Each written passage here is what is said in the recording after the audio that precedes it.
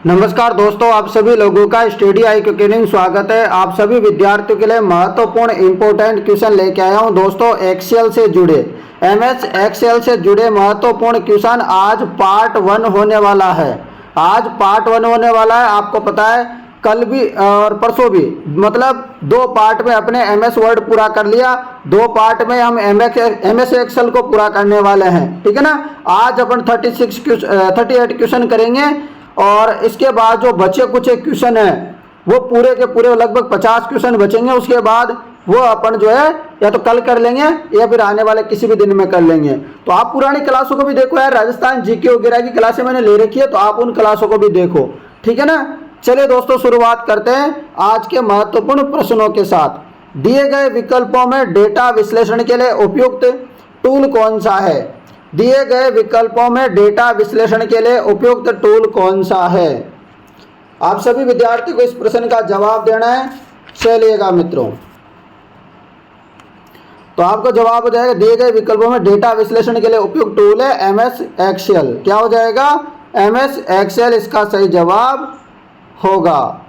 अगला प्रश्न, MS Excel का प्रयोग कहाँ किया जाता है? एमएस एक्सेल का प्रयोग कहाँ पे किया जाता है? तो एमएस एक्सेल का प्रयोग किया जाता है डाटा भंडारण और डाटा विश्लेषण के रूप में। कहाँ पे किया जाता है एमएस एक्सेल का प्रयोग? डाटा भंडारण और डाटा विश्लेषण के रूप में एमएस एक्सेल का प्रयोग किया जाता है। अगला प्रश्न, एमएस एक्सेल वर्कबुक का फाइल एक्सटेंशन क्या है? MS Excel workbook file extension का जो है क्या है, आपको बताना है। तो जवाब हो जाएगा दोस्तों .xls, और आजकल लिखने लगे नए तरीके से भी XLSX। तो ये दोनों में से कोई भी दिख जाए तो ये एक्सेल का क्या होता है? एक्सटेंशन होता है। आपको याद रखना है। अगला प्रश्न, निम्न में से एक्सेल स्प्रेडशीट की मूल इकाई जहाँ पर डाटा एंट्री की जाती है उसे क्या कहते हैं? तो उसे क्या कहते हैं मित्रों? तो उसे कहते हैं सेल। निम्न में से एक्सेल स्प्रेडशीट की मूल इकाई जहाँ पर डाटा एंट्री की जाती है उसे क्या कहते हैं? तो उसे सेल कहते हैं दोस्तों, कॉलम कहते हैं। अगला प्रश्न,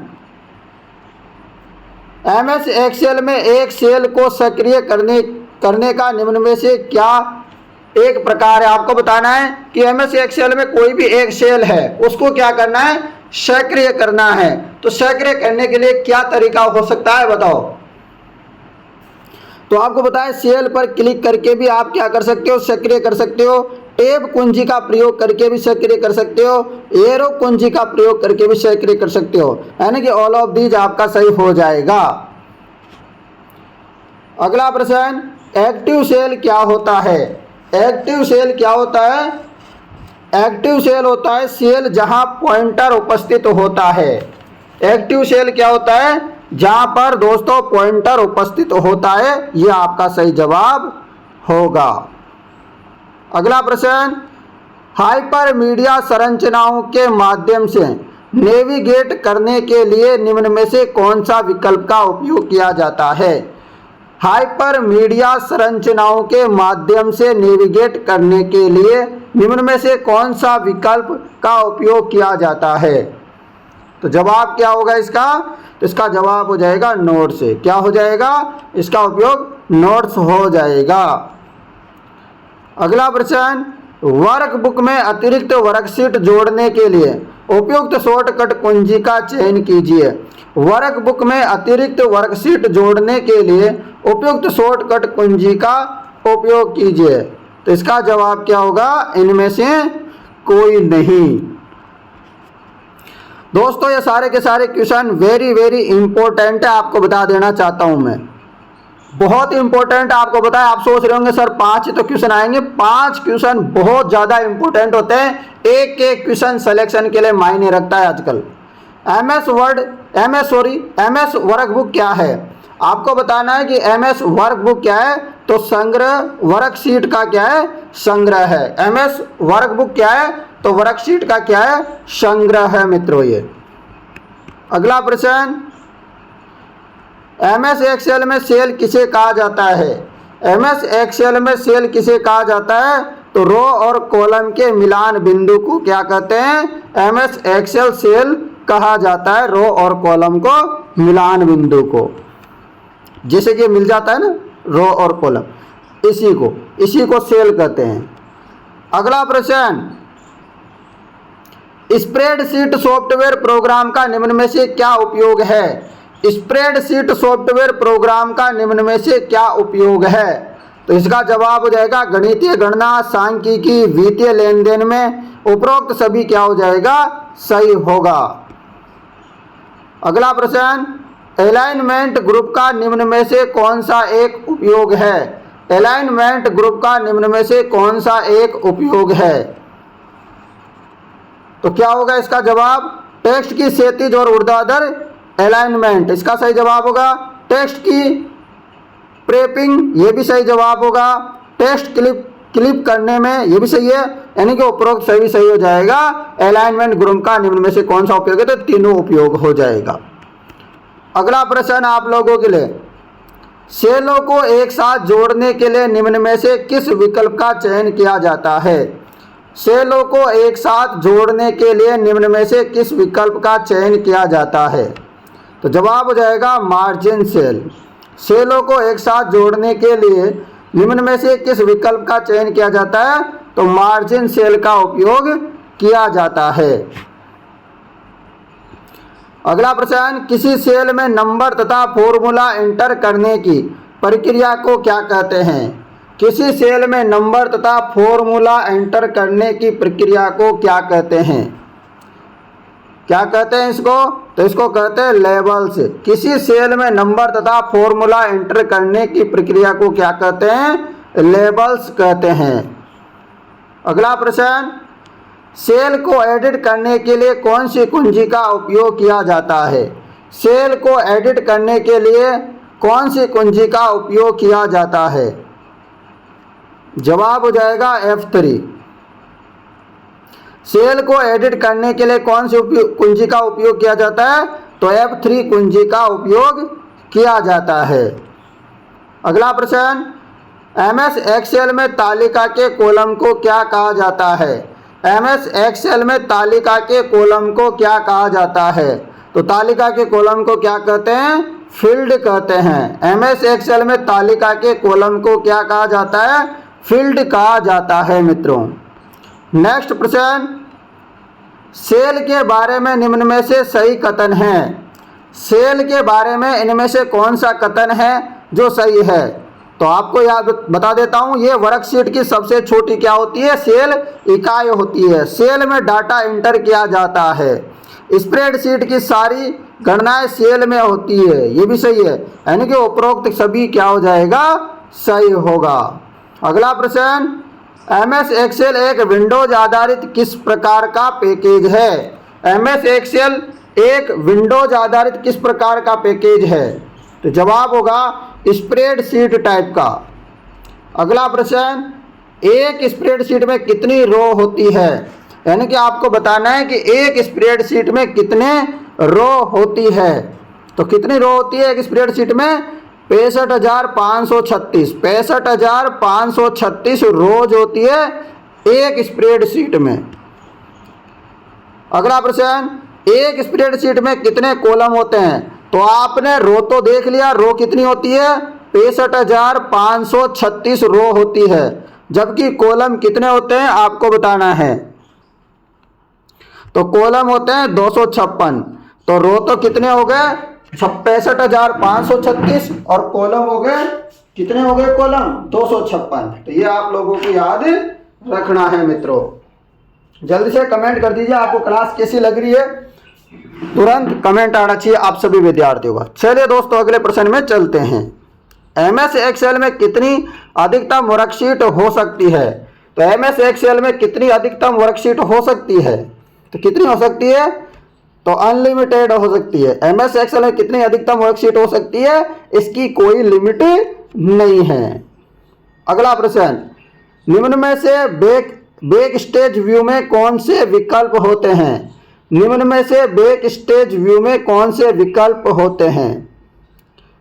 निम्न में से बैक स्टेज व्यू में कौन से विकल्प होते हैं? तो इसका जवाब क्या होगा? ऑल ऑफ दीज, यानी कि save, save as, new, print, open, close, ये बैक स्टेज व्यू में सारे के सारे विकल्प होते हैं। अगला प्रश्न, एमएस एक्सेल विंडो का मुख्य घटक कौन सा है? तो एक्सेल विंडो का मुख्य घटक कौन सा है? तो इसका मुख्य घटक है title bar, quick access toolbar और रिबन टेबल, यानी कि उपरोक्त सभी। टाइटल बार भी है, क्विक एक्सेस टूल बार भी है, रिबन टैब भी है, यानी कि उपरोक्त सभी क्या है? एक्सेल विंडो के मुख्य घटक है।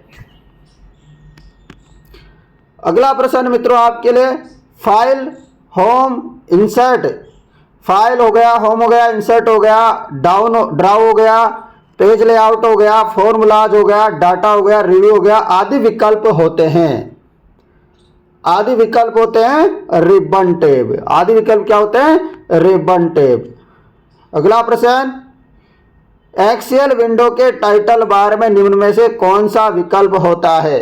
एक्सेल विंडो के टाइटल बार में निम्न में से कौन सा विकल्प होता है? तो इसका जवाब क्या होगा? मिनिमाइज होता है, रिस्टोर, मैक्सिमाइज होता है, क्लोज होता है। इधर साइड में होता है ना, बिल्कुल, all of these, right side में। अगला प्रश्न, निम्न में से कौन सा संग्रह प्रारूप अचीवर फॉर्मेट है? निम्न में से कौन सा संग्रह प्रारूप है? बताना है आपको संग्रह प्रारूप कौन सा है। All of this, zip, RAR, .jip, .rar, .tar, तो ये तीनों क्या है? संग्रह प्रारूप है, आपको याद रखना, इसकी एक्सटेंशन है। अगला प्रश्न, राशि आधारित प्रलेख बनाने में किस प्रकार के प्रोग्रामों का प्रयोग किया जाता है? राशि आधारित प्रलेख बनाने में, राशि आधारित प्रलेख बनाने में किस प्रकार के प्रोग्रामों का प्रयोग किया जाता है? किस प्रकार के प्रोग्रामों का प्रयोग किया जाता है मित्रों? तो जवाब हो जाएगा स्प्रेडशीट। राशि आधारित प्रलेख बनाने में किस प्रकार के प्रोग्रामों का प्रयोग किया जाता है? तो जवाब होगा स्प्रेडशीट का। अगला प्रश्न, एमएस एक्सेल में कैंसिल बटन कहाँ होता है? एमएस एक्सेल में कैंसिल बटन कहाँ होता है? तो कैंसिल बटन कहाँ पे होता है मित्रों? तो फॉर्मूला बार में होता है। एमएस एक्सेल में कैंसिल बटन कहाँ होता है? फॉर्मूला बार में जो है बटन होता है कैंसिल वाला, ठीक है। चलो अगला प्रश्न, एक्सेल वर्कशीट में इस प्रकार आ जाए, कॉलम में कब दिखाई देता है? तो इस प्रकार हेज कॉलम में कब दिखाई देता है बताओ? तो ये कॉलम में कब दिखाई देता है? कॉलम काफी संकीर्ण होने पर, यानी कि कॉलम काफी संकीर्ण होने पर इस प्रकार का दिखाई देता है। आप अपने मोबाइल में जब नंबर टाइप करते जाओ, जैसे 1 2 3 4 5 6 ऐसे लिखते लिखते जाओगे, फिर आगे फिर इस प्रकार दिखने लग जाता है, अंत में लग जाता है ना। बिल्कुल ट्राई किया होगा आपने कभी। एमएस एक्सेल में एक सेल के अंदर छोटे चार्ट को क्या कहा जाता है? तो क्या कहा जाता है? Spark lines. एमएस एक्सेल में एक सेल के अंदर छोटे चार्ट को क्या कहा जाता है? तो स्पार्क लाइन्स कहा जाता है। अगला प्रश्न, एमएस एक्सेल में स्क्रॉलिंग करते हुए विकल्प का प्रयोग करके हेडिंग को दृश्यमान बनाया जा सकता है। तो क्या होगा इसका जवाब? Frizzy pen. फ्रीजी पेन इसका सही जवाब होगा। एमएस एक्सेल में स्क्रॉलिंग करते हुए विकल्प का प्रयोग करके हेडिंग को दृश्यमान बनाया जा सकता है। अगला प्रश्न, डिफॉल्ट रूप से टेक्स्ट डाटा एमएस एक्सेल में कहां संरेखण होता है? टेक्स्ट की बात करें, टेक्स्ट मतलब जैसे एबीसीडी जो 8 टेक्स्ट होते हैं, ठीक है ना। डिफॉल्ट रूप में टेक्स्ट डाटा को एमएस एक्सेल में कहां संरेखण किया जाता है, मतलब कहां लिखा जाता है? बताओ, किसी विद्यार्थी को पता है? बिल्कुल, जैसे ये मान लो ये सेल है, तो इसमें इधर साइड में लिखा जाएगा टेक्स्ट जो भी होगा, जैसे ए होगा कुछ भी होगा, तो ये लेफ्ट साइड में लिखा जाता है। कहाँ लिखा जाता है? लेफ्ट साइड में। जबकि आपसे बोले 1 2 3 मतलब गणितीय संख्या, ये राइट साइड में लिखा जाता है। दोनों बात याद रखना, इंपॉर्टेंट है, आपके लिए कोई बताएगा नहीं, तो लेफ्ट साइड होगा। अगला प्रश्न, MS एक्सेल में संख्यात्मक डेटा संरेखण होता है। MS एक्सेल में संख्यात्मक डेटा संरेखण होता है। तो जवाब हो जाएगा राइट में। MS एक्सेल में संख्यात्मक डेटा संरेखण होता है। तो मैंने अभी बताया था डेटा संख्यात्मक वाला 1 2 3 4 जो संख्यात्मक होते हैं वो राइट साइड में क्या होता है, संरेखण होता है। बता दिया था ना, बिल्कुल, तो ऐसे याद रखो। MS एक्सेल में वर्कशीट का डिफॉल्ट ओरिएंटेशन का सही विकल्प कौन सा है? MS एक्सेल में वर्कशीट का जो डिफॉल्ट ओरिएंटेशन होता है ना वो किस प्रकार का है बताओ, बहुत इंपॉर्टेंट है ये भी। बिल्कुल, तो पोर्ट्रेट होगा। क्या है? पोर्ट्रेट होगा, रख लोगे याद। पोर्ट्रेट, ये MS वर्ड में भी पोर्ट्रेट होता है, इसमें भी पोर्ट्रेट होता है, MS एक्सेल में भी, दोनों में। ठीक है, चलो बाय डिफॉल्ट। अगला प्रश्न, एक्सेल वर्कबुक खोलने का निम्न में से एक प्रकार है। एक्सेल वर्कबुक खोलने का निम्न में से एक प्रकार है। तो क्या होगा? Start all programs, Microsoft Office, MS Office Excel. MS Office Excel icon पर डबल क्लिक करें, फाइल ओपन। बिल्कुल, तो ये अपना क्या होगा? वह एक्सेल वर्कबुक खोलने का एक प्रकार है। अगला प्रश्न, MS एक्सेल 2010 में किसी वर्कशीट के नाम में अधिकतम कितने शब्द हो सकते हैं? आपको बताना है MS एक्सेल 2010 में किसी वर्कशीट के नाम में अधिकतम कितने शब्द हो सकते हैं? तो इसका जवाब क्या होगा? 31। कितने शब्द हो सकते हैं? 31 शब्द हो सकते हैं। अगला प्रश्न, वर्कशीट का नाम बदलने के लिए निम्न में से कौन से विकल्प का चयन कर सकते हैं? वर्कशीट का नाम बदलने के लिए निम्न में से कौन से विकल्प का चयन कर सकते हैं? तो कौन से विकल्प का चयन कर सकते हैं? तो चयन कर सकते हैं शीट टैब पर स्थित वर्कशीट के नाम का पर डबल क्लिक करने से वर्कशीट टैब का राइट क्लिक पर पॉपअप मेन्यू के रीनेम विकल्प से, यानी कि A और B दोनों सही होगा। अगला प्रश्न, वर्कबुक में नया वर्कशीट बनाने के लिए उपयुक्त विकल्प कौन सा है? तो उपयुक्त विकल्प कौन सा है? तो A और B दोनों क्या है? उपयुक्त विकल्प है वर्कशीट में नया वर्कशीट बनाने के लिए। दोस्तों क्वेश्चन तो अपने पास और भी देखो बहुत सारे हैं, पर मैं इनको सोच रहा हूँ किसी और दिन करवाऊंगा। ठीक है ना, क्वेश्चन बहुत सारे हैं। तो आप सभी लोगों को आज अपन ने कितने क्वेश्चन किए? टॉप इंपोर्टेंट MS एक्सेल के 38 प्रश्न किए हैं। आप लोगों को ये क्लास कैसी लगी मुझे कमेंट करके जरूर बताना। और आपको दोस्तों सभी को बता देना चाहता हूँ, जिन विद्यार्थियों ने भी 4th क्लास की टेस्ट सीरीज नहीं ली है जिसमें 200 टेस्ट पेपर है वो ले लेना, डिस्क्रिप्शन में ऐप का लिंक है। सभी विद्यार्थी जल्दी से जल्दी आप टेस्ट सीरीज लेने की कृपा करें। ठीक है, टेस्ट सीरीज बहुत ही शानदार है, बहुत ही अच्छी टेस्ट सीरीज है दोस्तों। तो जिन्होंने नहीं लिया वो जल्दी से ले लीजिएगा। और किसी को कोई भी समस्या आती है टेस्ट सीरीज में या किसी और अन्य प्रकार की, तो आप इस नंबरों पर संपर्क कर सकते हो 80 58 59 87 08। ठीक है ना भाई, सभी विद्यार्थी इस नंबरों पे आप संपर्क कर सकते हो यदि कोई भी समस्या आती है टेस्ट सीरीज लेने में। तो चलिए दोस्तों, मुलाकात करते हैं कल शाम को 7 बजे इसी क्लास में। धन्यवाद।